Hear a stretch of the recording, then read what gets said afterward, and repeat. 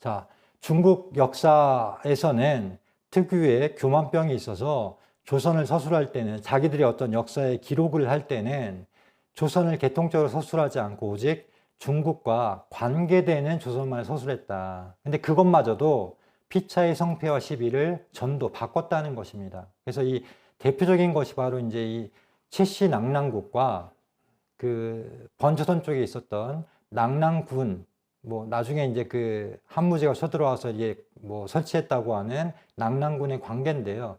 우리가 보통 알고 있던 거는 사실은 이 호동왕자와 낙랑공주를 많이 알고 있는데, 이때의 낙랑은 바로 최씨 낙랑국입니다. 이 대동강 평양에 있던.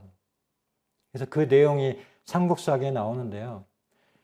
15년, 대무신왕 15년입니다. 서기 이제 32년에 4월에 왕자 호동이 옥저 지역입니다. 여기서는 지역에 놀러 갔을 때 낙랑왕 체리라고 분명하게 나옵니다. 그러니까 낙랑, 최씨 낙랑국을 다스리던 그 최숭이 이제 BC 195년에 이제 낙랑국을 세우는데 그 후손이죠.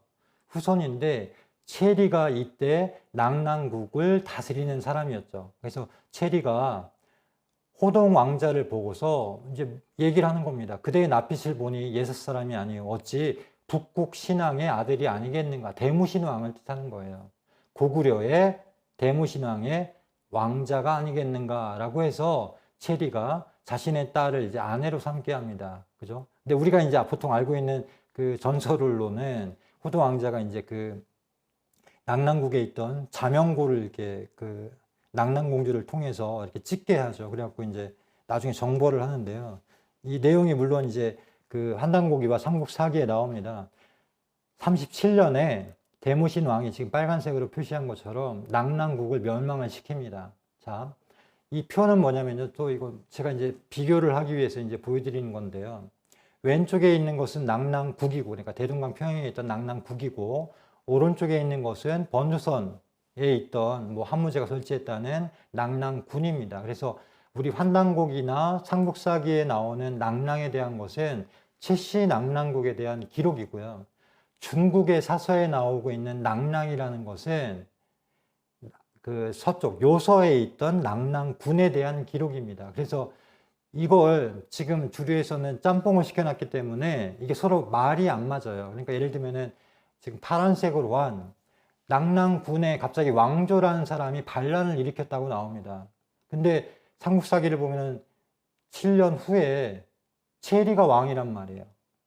그랬다가 또 5년 후에 이제 완전히 멸망됐는데 또 뭡니까? 7년 후에는 광무제가 갑자기 또 낙랑을 정벌을 합니다. 이미 멸망을 시켰는데. 그러니까 이런 말도 안 되는 모순이 일어난 이유가 중국 사서는요, 자기들 옆에 위치했던 낙랑군에 대한 기록만을 쓴 겁니다.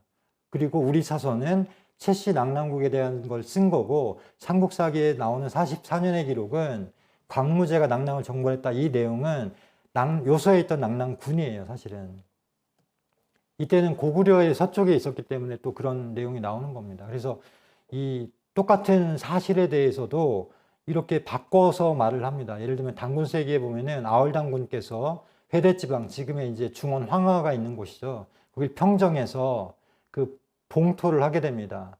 그래서 은나라 사람들이 이것을 보고 근접하지 못했다라고 기록이 되어 있는데, 이 중국의 서강전이나 사기에 보면은 뭐 동의가 반란을 일으켰다 이렇게 바꿔 말하죠. 그리고 사기는 이제 그런 말을 차마 못하고 은나라 무울 때인데요. 이 무울이 천신을 모독하고 농락해서 황하의 위수로 사냥을 나갔다가 벼락에 맞아 죽었다라고 해서 이제 바꿔서 이렇게 거짓으로 꾸며서 이렇게 쓰게 됩니다. 그러니까 완전히 이게 전도를 뒤집게 되는 거죠.